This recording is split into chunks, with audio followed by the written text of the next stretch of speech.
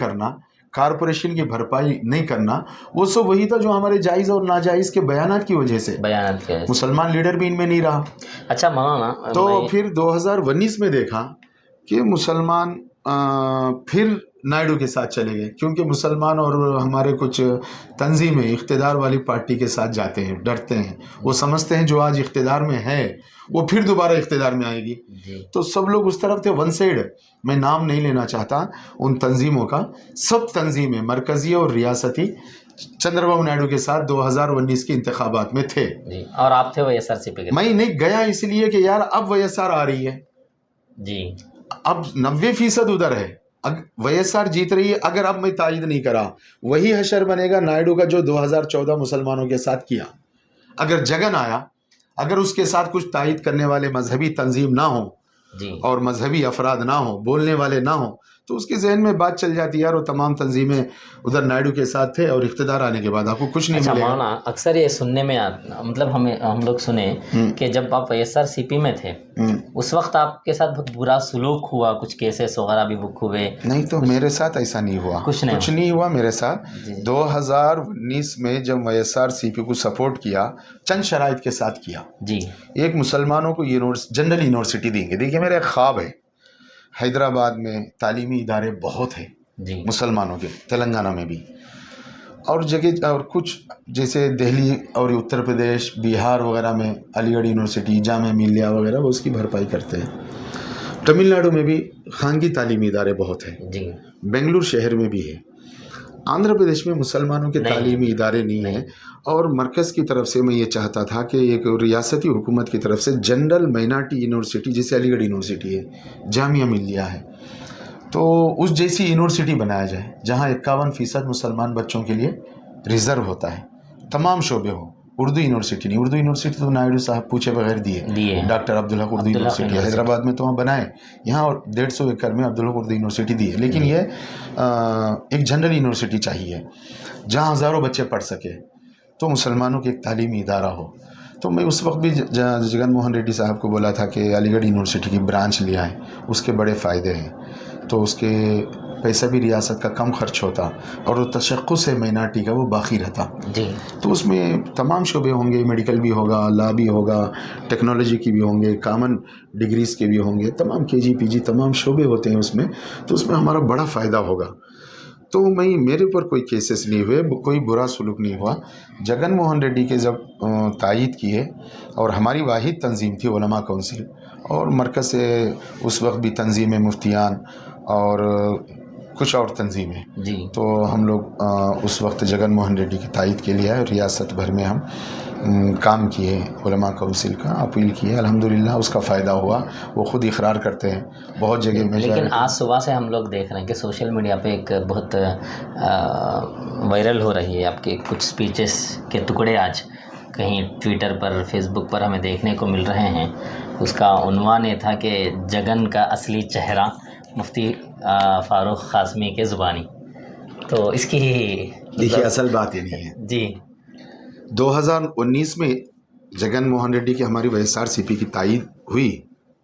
تائید کے بعد ہم چاہتے تھے وہ یونیورسٹی بنے مسلمانوں کی, اور ایک شرط رکھے تھے کہ ہماری 3 علاقے بہت اہم ہیں, تینوں جگہ ریزیڈنشل ہائی اسکول اور کالج دیں. تو وہ لوگ وعدہ کر لیے اس وقت.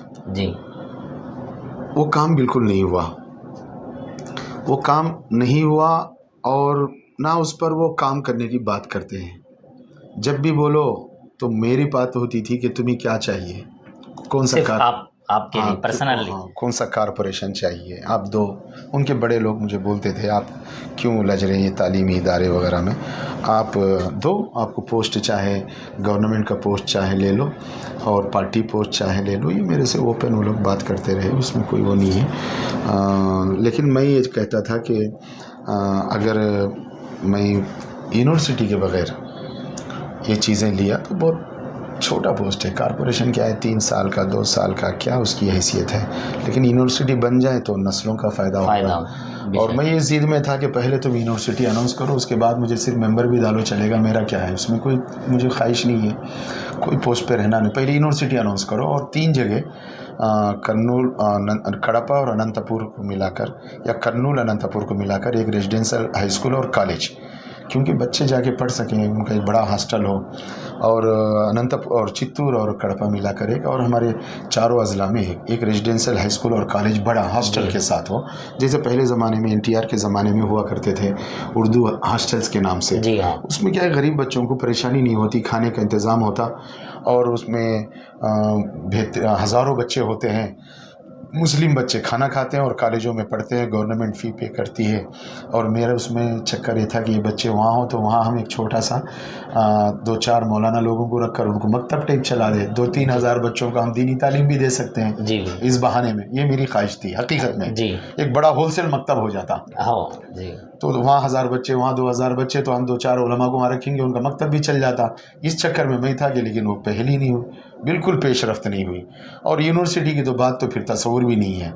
उसकी वजह ये थी कि मुझे बहुत देर से पता चला यार, जिस बात का खौफ था कि वही यहाँ पे काम हो रहा है, वही बीजेपी के इशारे से सब काम हो रहे हैं, और मुसलमानों का लास्ट टाइम मुफ्ती साहब एक सवाल छोटा, बीजेपी का नाम लिए तो मेरे को अचानक एक सवाल जहन में आ गया। हम अमूमन आपके गाड़ी पे एक नंबर प्लेट देखते हैं किसी मिनिस्ट्री के, मतलब national member of government of India. नहीं, वो असल में मैं 2000 कांग्रेस गवर्नमेंट में 2008, 9, 10 वगैरह में, मैं उस वक्त था सुबुत खान साहब के फूड प्रोसेसिंग मिनिस्टर थे, मैं उनका एडवाइज़र था जी। टास्क फोर्स कुल हिंद था मैं फूड प्रोसेसिंग मिनिस्ट्री में जी। बड़ा वो पोस्ट के सब लोग पूरे ऑल इंडिया था जी। फूड की पॉलिसी बनती है, प्रोसेसिंग की पॉलिसी बनती है, उसमें कौन सी वो चीज़ें जो इंपोर्ट एक्सपोर्ट किया जाए फूड के सिलसिले में, वो बहुत अहम महकमा है उसका। मैं उस वक्त टास्क फोर्स था कुल हिंद। फिर उसके बाद मैं उस पोस्ट के बाद जब चिदम्बरम थे वजारत दाखिला में, मैं कुछ साल हारमोनी काउंसिल मेंबर था जी, होम मिनिस्ट्री में। लेकिन फिर बाद में मैं ख़ुद उससे मैं, क्योंकि मेरा काम कुछ अलग है, मैं प्रोटोकॉल रखना नहीं चाहता हूँ, गनमैन वगैरह, तो मैं इसी चक्कर में कि गनमैन मुझे पसंद नहीं है, तो मैं उस पोस्ट से जल्दी इस्तीफ़ा दिया जी। तो उस वक्त जो वहाँ पर बड़े लोग थे IAS में भी, और जो मुझे जानने वाले थे, तो और लोग थे, तो वो लोग ये कांग्रेस के ज़माने में, मनमोहन ज़माने में, कि भाई फ़ारूक को ये पोस्ट खुला था वजारत सनात में जी।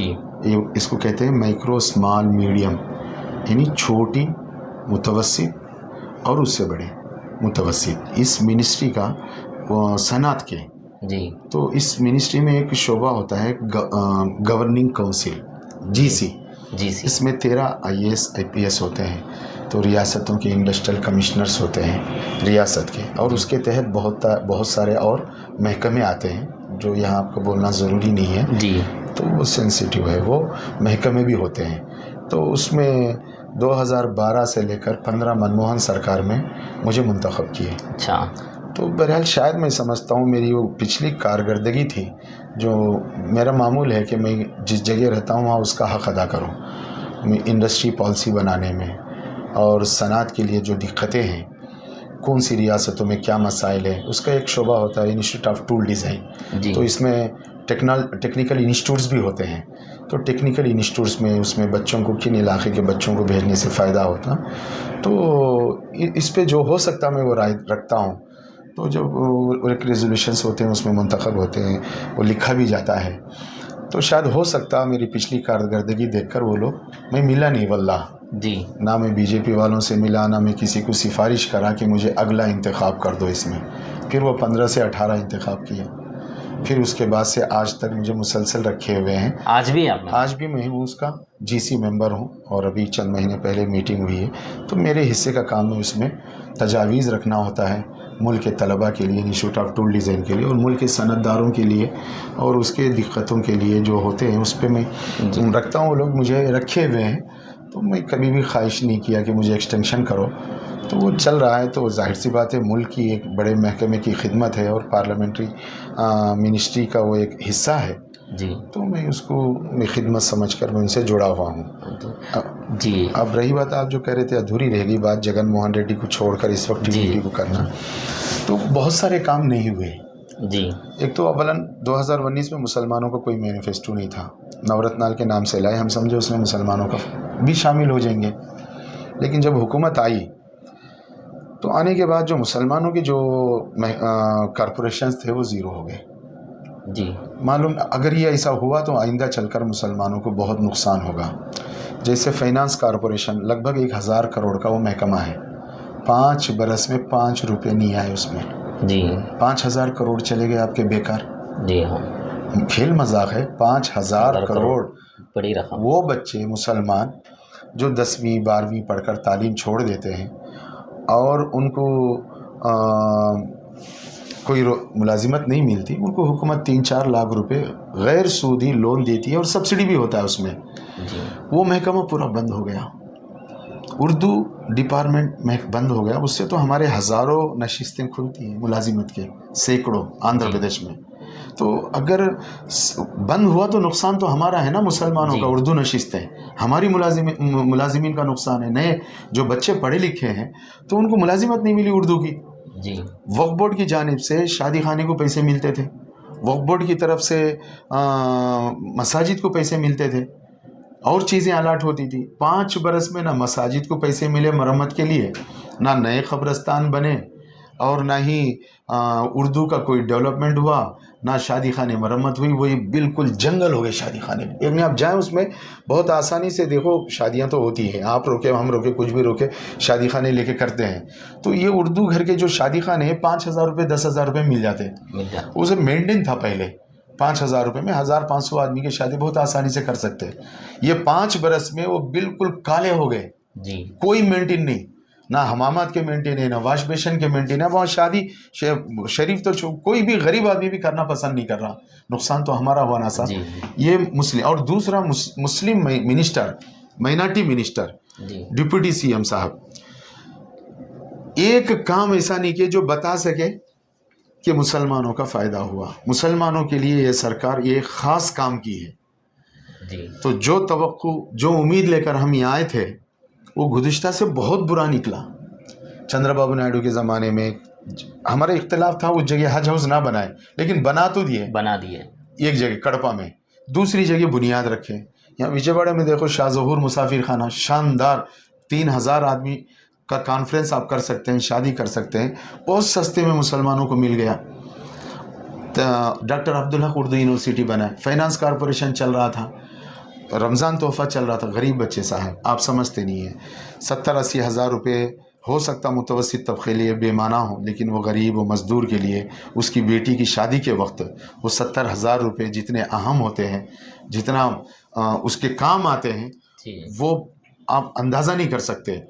آندھرا پردیش میں 4 سال محکمہ بن رہا، ایک بچی کی شادی میں روپیہ نہیں گیا. ادھر تیلگو دیشم والے چیخ لینے کے باوجود، کچھ مسلم آرگنائزیشن وغیرہ چیخ لینے کے بعد ایک شرط لگا دیا، 10ویں کلاس پڑھی ہوئی بچی کو ہم پیسے دیں. کیا بات ہے، بے تکا اس میں یہ شرط ہے. نائیڈو کے زمانے میں بلا شرط ملتا تھا. تو کام کچھ نہیں ہوا. اب آپ کہتے ہیں مسلمانوں پہ کیسز وغیرہ، ہاں کچھ لوگ آواز اٹھائے تھے، جیسے محمد فاروق شبلی ہے، مولی حسین ہے، وہاں نیلور میں کچھ لوگ ہیں، کڑپا میں کچھ لوگ ہیں، نندی کٹکور میں ہے، جہاں مسلمان خلاف نہیں بولا، اپنا حق مانگا. NPR NCR کے وقت میں بعد میں تو ان لوگوں کو سزائیں ملی، ان کے ساتھ دی اور خوف کے ماحول میں رکھے. ہر علاقے میں ایک دبنگ آدمی کو پیدا کیے. وہ لوگ جو آواز اٹھائے اس کا گردن مروڑ دو، آواز دبا دو. تو یہ تو بلا جمہوریت میں ایسا نہیں ہونا چاہیے. دوسرا ایک سب سے بڑا اختلاف یہ ہے کہ اس مسلم آبادی کا راجدھانی چھوڑ کر جگن کا اصرار ہے کہ میں وشاکھاپٹنم جاؤں گا. وہاں مسلمان کوئی نہیں ہے. 10-20 ہزار ہے تو وہ پھیلے ہوئے ہیں. مساجد 10-12-20-25، اور وہاں جانا اتنا دور. اننت پور سے وشاکھاپٹنم جانے کے لیے پورے 24 گھنٹے لگتے ہیں لگاتار جائے تو. آپ مدنہ پلی سے جائے تو 24 گھنٹے لگتے ہیں، کڑپا سے آئے تو پورے لگ بھگ 18 گھنٹے لگتے ہیں. اور وہاں مسلم آبادی نہیں ہے. جہاں مسلم آبادی نہیں ہے وہاں ریاست کا مرکزی شہر بن جائے، مسلمانوں کا کیا حصہ ہوگا اس میں؟ نہ سیاسی، نہ مزدوری میں، نہ ملازمت میں. ہمارا کوئی رول نہیں رہے گا، ہمیں کوئی اس سے استفادہ ہی نہیں کر سکتے. کچھ نہیں. اور دقت الگ اتنے دور جانا، اور اس کے آزو بازو بھی کم از کم دیکھیے विशाखापट्टनम से कलकत्ते तक मुस्लिम आबादी नहीं, विशाखापट्टनम से आपको शिमाल में जाए छत्तीसगढ़ तक पूरे जंगलात क्रॉस करके जाए, कोई मुस्लिम आबादी नहीं। येलूर तक काबिल जिक्र नहीं है, जुनूब में समंदर। यानी इस मरकजी रियासती शहर का मुसलमानों का कोई अमल दखल नहीं होगा, अनजाना होगा बिल्कुल जी। जहां रियासती मरकजी शहर में मुसलमान ना रहे, मुसलमानों का असर ना रहे, तो रियासत में उसकी कोई हैसियत नहीं होती जी, बिल्कुल सियासी एतबार से भी। अब रही बात इस माली इस्तेफादा करने की, कुछ नहीं कर सकते। अमरावती में रहने की सूरत में कम से कम गुंटूर विजयवाड़े के 50,000 तालीम याफ्ता मुलाजिम बन सकते, मजदूरों को काम मिलेगा और आकर आबाद होने वालों को यहाँ एक शहर मिलेगा, शहर भी मिलेगा, मुसलमानों के बीच है यार, दंदनाते रहेगा। और एमएलएस भी आज 2 है, कल 4 हो जाएंगे। विशाखापट्टनम में बिल्कुल बुर्का नहीं दिखता वहां पे। अब वाकईतन ऐसे कई वाकयात है, गुज़िश्ता दिनों में थोड़े बुरके टोपी वाले दिखे, उनको अरेस्ट कर लिए गए जी। वो लोग चाहते नहीं उस इलाके में कि मुसलमान आबाद हो और मुसलमान पहचान बने। और जगन मोहन रेड्डी बिला वजह अमरावती को यहाँ से निकालकर विशाखापट्टनम सेक्रेटरीट मुंतकिल करने की पूरी कोशिश की है और वो किसी वजह से रुका हुआ है कोर्ट में। अब आकर कह रहे हैं कि मैं जीतने के बाद प्रमाण स्वीकारम, शपथ हलफ वहां से लूंगा, विशाखापट्टनम से। गए मुसलमान, खत्म खेल मुसलमानों का आंध्र प्रदेश से जी। कोई सियासी हैसियत नहीं होगी माली एतबार से। अब उसके बाद 2-4 कमाना हो रुपये, बेंगलुरु चले जाओ या हैदराबाद जाओ, अपनी रियासत छोड़कर, वलसा कूलीलू बोलते नहीं, वो हाल यहाँ के मुसलमानों का होगा अगर अमरावती यहाँ से हटे तो। समझ नहीं रहे मुसलमान जी। मुसलमानों का नहीं, नस्लों का नुकसान है इनके। एक मरकजी शहर 9 लाख आबादी रखने वाला, 800 मसाजिद वाला, 100 इदारे वाला और अतराफ अकनाफ से आने वालों के लिए एक मुस्लिम आबादी से ताल्लुक रखने वाला मरकजी शहर चलेगा विशाखापट्टनम, तो तुम्हारी हैसियत क्या होगी? कुछ नहीं। तो जिन ये वजूहात की वजह से, एक तो इनकी सियासत, इनके महकमे खराब गए जी, और वजीर अखिलियत डिप्यूटी सीएम बिल्कुल मोहरा था जी, शो बॉय, वो ये लब्बर स्टाम्प बोलते हैं, गूंगा जी, गूंगा जी, पूरा गूंगा। वो ओहदे पे आने से पहले हो सकता बात कर रहे हो, अब वो डिक्लेयर कर लिया मैं गूंगा हूं जी। कुछ भी उनकी तरफ से कोई तजावीज नहीं है, एक काम नहीं है। चलो नहीं है, कम से कम वजीर आला के पास, चीफ मिनिस्टर के पास जाकर बोले साहब ये दुल्हन पदकम दो, वक्फ बोर्ड को ठीक करवाएंगे, उर्दू अकेडमी के नशिस्तें भरपाई करेंगे, या फिर फाइनेंस कारपोरेशन में बेरोजगार बच्चों को, मुसलमानों को लोन देंगे। कम से कम रिप्रेजेंट नहीं किए वो। अब काहे कि वजीर अखिलियत है, काहे के डिप्यूटी सीएम है वो, ये भी नहीं कर सके। वजीर आला को नहीं मनवा सके वो जी, बिल्कुल नहीं मनवा सके। और ना हम जैसों को बुलाकर नुमाइंदगी करवाए। हम लोग चाहते थे यार जाकर बात करें, लेकिन वो रास्ते बंद करवा दिए पूरी तरह। हम लोग वजीर आला के पास जाकर ये इश्यूज ना रखे, अल्लाह जाने। रियासत भर में हम लोगों को शर्मिंदगी होती थी। लोग नायडू के ज़माने में कम से कम कुछ मुलाजिमत रखवा सके, बजट पास करवाए। एक मरतबा आखिरी वक्त में कुछ बजट आ रहा था तो मेरे बोलने पर 150 करोड़ रुपए इजाफा करे माशाअल्लाह चंद्रबाबू नायडू, एक जुमले पर। यहाँ तो वो चांस ही नहीं दी हमको। ये ना माइनॉरिटी बजट है ही नहीं है। 5 साल आंध्र प्रदेश में, 5 बरस मुसलमान इस धोखे में है। अब ये आके कह रहे हैं कि नायडू बीजेपी के साथ है। ये भी हम देखें, एनपीआर, एनसीआर, सीएए का सबका एक ही बिल है जी, एक ही बिल है। इसमें सबसे खतरनाक है सीएए का। ओके, समझ रहे हैं आप जी? हाँ। ये बिल पास ही नहीं होता था अगर जगन मोहन रेड्डी की पार्टी सपोर्ट नहीं करती तो जी। समझ में आया? ये बिल क्यों? 2/3 अक्सरियत लोकसभा में तो है इन लोगों को, राज्यसभा में नहीं जी, नहीं है। और अब देख लें, आज भी नहीं है जी, आज भी नहीं है। इंशाल्लाह कल हुकूमत नहीं आ रही है 2024 में उनकी, वो कभी भी नहीं रहेंगे 2/3 राज्यसभा में। मुसलमानों का मेहरबान समझा जाने वाला जगन मोहन रेड्डी, आंध्र प्रदेश में अक्सर मुसलमान